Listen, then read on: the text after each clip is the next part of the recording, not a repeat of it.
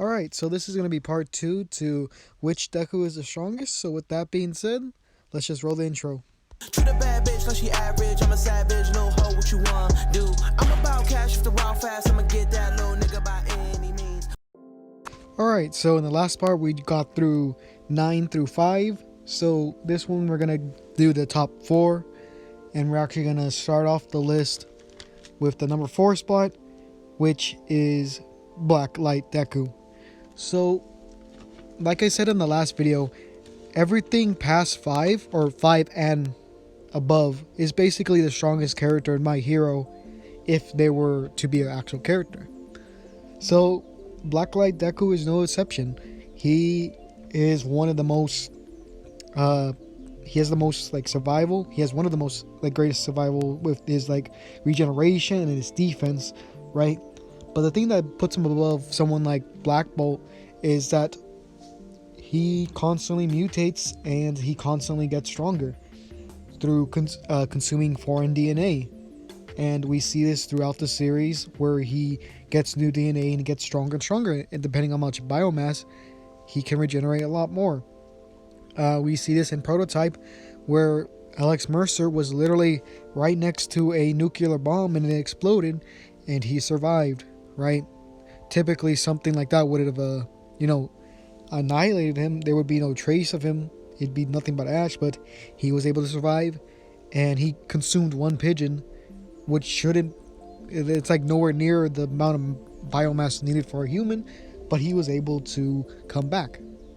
So Deku, he's a lot stronger than the Prototype, the main characters from Prototype 1 and 2, because he was focused on getting stronger, unlike the two main characters of both games, right? And we could talk about some feats, things like how I scaled him to be higher than, let's say, Prime All Might.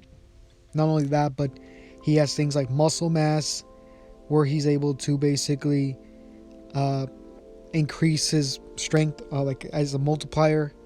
Not only that, but he has so many different mutations, things like the rocket boots and the wings. Not to mention, he's able to have multiple like weapons active at the same time, and he's able to regenerate like nothing. Not only that, but he also has devastator attacks, which are very powerful. Things like the different ones where he's able to shoot like a beam of biomass and consume things that's in his path, or the one where he basically stomps the ground and tentacles go throughout in every direction, basically retracting and crushing anything that goes in its way, right? But if we talk about speed, he does come short to someone like All For One Deku, where he can teleport while Blacklight cannot. But the difference is that Blacklight makes up for it with his reflexes, and he's just so much stronger than All For One Deku in terms of strength, because not only does he have he has One For All that he can use at 100%. He has the Blacklight virus giving him a extra damage boost or strength boost from the basic virus, and then he has things like muscle mass that increases his strength even more, right? So if you stack all those things together, combine that with his great defense, which it should be higher than something like shock absorption, because he was able to absorb some of Kirishima's hardening quirk, and not only that, but also the Nomu, which had shock absorption. So that automatically makes it more than what All For One Deku can handle, right? And then we get to is like one of the more powerful attacks that he's able to do, which is the bullet drop, which is basically almost like a missile flying towards the ground. It does a lot of impact and it does a lot of damage. It's one of the more damaging moves in Prototype. The base bullet drop without any like mutations on, and with a base Alex Mercer, can destroy a tank, right? So when you add all these other things, you could imagine how strong it is. It could easily kill or even gravely injure characters that are not city level. So yeah, uh, Blacklight Deku is just basically like one of the more powerful characters in terms of, you know, his evolution into that, right? He's basically like the ultimate life form, quote unquote, right? Alright, so with that being said, let's move on to our number 3 spot, which is actually going to be Accelerator Deku, right? Accelerator Deku is one of the more powerful characters on this list because of how his powers work. Alright, he has vector control, which basically means he's able to control some of the laws of physics. And what I mean by that is that a vector is something that has magnitude while also having direction. So something like velocity, weight, not mass, but weight, and things like that, where they have a direction and a magnitude. So, for example, something like acceleration, right? It's the speed, but it also has direction. So it's going like, let's say 5 kilometers west. That has direction, but also magnitude with that 5 miles. So he's able to control a lot of things. He's able to stop bullets. He's able to use the bioelectricity in your body to like shock someone. He's able to redirect blood flow. He's able to reflect almost any attack, basically. He's able to accelerate most things. He's able to like just touch a building, pick it up, and throw it at another building. He's just very overpowered, right? He's also able to do various amount of things. He's able to create a tornado made out of fire. He's able to have someone get pushed against the kind of wall just by flowing air in their direction. There's a lot of things he can do, right? It's even stated that he could survive a nuclear bomb by reflecting all of the radiation back and the impact and things like that. So there's nothing, the kind of thing that set him apart from someone like Blacklight is that Blacklight cannot get to him. Anything that Blacklight would do would just reflect onto Blacklight Deku. So there's no way for him to really fight Accelerator. And this goes for most of the or I guess it would go to all the Dekus before him except for Imagine Breaker Deku. None of them can really touch him, right? He wasn't nerfed like he was in this series where he got shot and it really limited his brain function, right? But there are 2 Dekus that are actually higher than him, and they have one thing in common that lets him get past this kind of ultimate defense, right? Alright, so for the second spot, right? And this might be a shocker to most of you, right? But this is actually going to be Divining Deku. And the reason why I put him lower than the True Longinus is that the True Longinus has a greater base strength, and he has something called the Truth Idea. And I'll explain that more on when I get to his part. But let me explain why he beats Accelerator. And there's one major thing that really gives Accelerator a disadvantage in this, and that is magic, right? Accelerator is not good at reflecting magic because he's not good at reflecting things that he doesn't know the properties of. This is why he had a kind of a hard time against things like antimatter, the first fight that he had with him, and he was nearly one-shotted by an angel, right? Every time he's in a contact of magic, he never really is really good at defending against it, except when it's like magic that's connected to something physical like snow, where he was able to reflect the snow. He didn't know it was magic. He doesn't even believe in magic for most of the series. And yeah, so things like this really give an advantage to someone like Divining, because when he doesn't know the properties, he can't really defend against it. And all Divine Dividing Deku has to do is shoot him with a powerful shot of, a dragon shot, or even touch him once, which he'd be able to do using his magic. But if the fight were to last long enough for Accelerator Deku to understand how the magic works, then he would be able to reflect it, right? That's how he won against people like the number 1 or the number 2 Esper in Academy City, the one with anti-matter. So yeah. So let's talk about why Divine Dividing Deku beats nearly any other Deku, right? I don't think he would beat Imagine Breaker Deku due to Imagine Breaker and how it works, but the other ones he would basically win.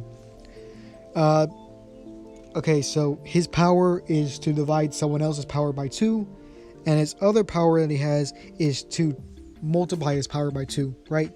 When he divides someone's powers, it gets added to his own, but there is a cap to it. But with the boosted gear boosting his power, there isn't really a limit to that. It's more connected to the person's emotional state and things like that. So yeah. So let's go over the list and see who he beats pretty easily.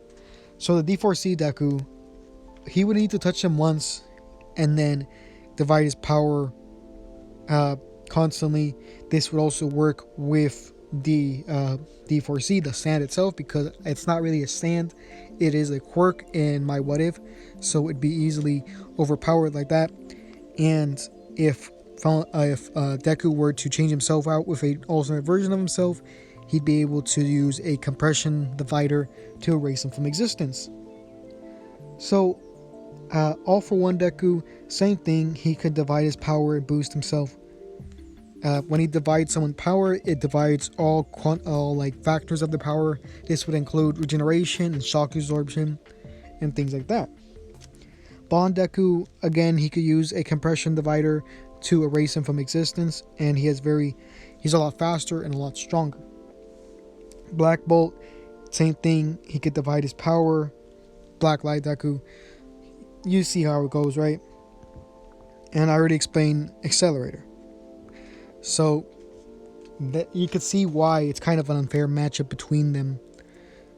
Most characters can't really help, or it's really hard to defeat someone that could divide someone's power, right? That's why the boosted gear and divine dividing are opposites. They're really the only two that could normally fight against each other, but there are exceptions.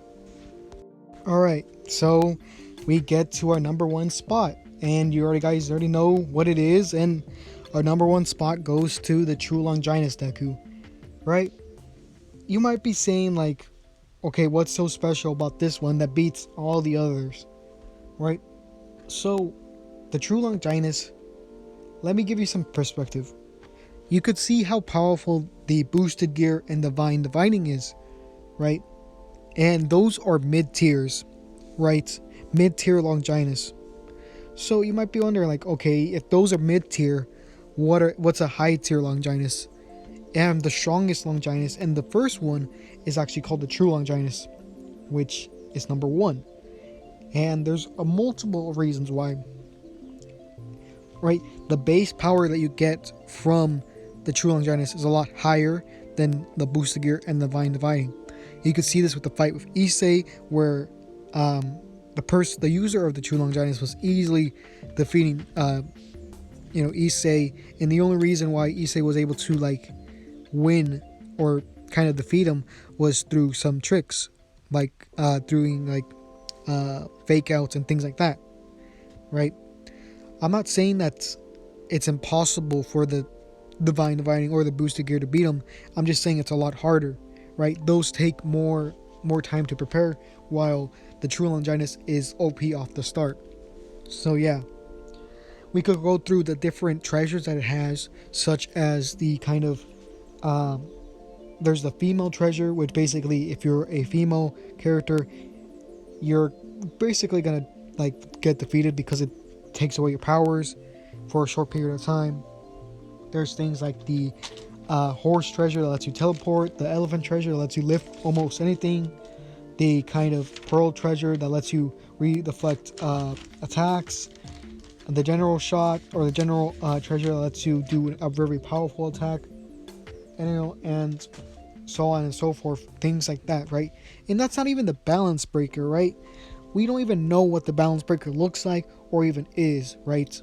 So it could be infinitely stronger than anything that the boosted gear could do, because it is the true Longinus. And I keep saying that it's the true in the first one because the thing that makes it special is that it has the will of the God of the Bible, right? So it literally has a God inside. And the only things that could rival things like the God would be things like the dragons, right? But there is one thing that sets the Divine Dividing Deku. There's something that divides him from, or sets him apart from Divine Dividing Deku, which is the true Longinus Deku has he became a fallen angel, right? So his magic has increased dramatically, his strength, speed, and everything like that has increased dramatically. And now he has light projections, and he's able to use his own wings as weapons and things like that. So he's already stronger physically, and he's also faster. And not only that, but he has light projection, right? And there's one thing that's more powerful than Divine Dividing and Boosted Gear, which is the Truth Idea. And basically what it is, it's not the balance breaker, but it's something similar to something like the Juggernaut Drive, where it's kind of risky to do it, but not really in this case. It's basically after he does his chant, he's able to perform a miracle. And we don't really know the kind of extent to this miracle, but we know that it's you're using the power of the gods to perform something, right? So this really gives him the edge over Deku, the Divine Dividing, because of his Truth Idea. And not only that, but he's also a fallen angel, which lets him have a lot of fallen angel related powers, such as flight and light projection and things like that. Alright, so that's going to be the end of our kind of list. If you agree with me, comment down below. If you don't, tell me why. And if you guys want me to do this in the future, when I have more Dekus, or if you want me to do one when I have more Astas to compare with, then tell me that. And I believe some of the Sins are going to actually do this. What's it called? Infinite Dragon Sorcerer, if you don't know, the Sin of Wrath actually said he was going to do one.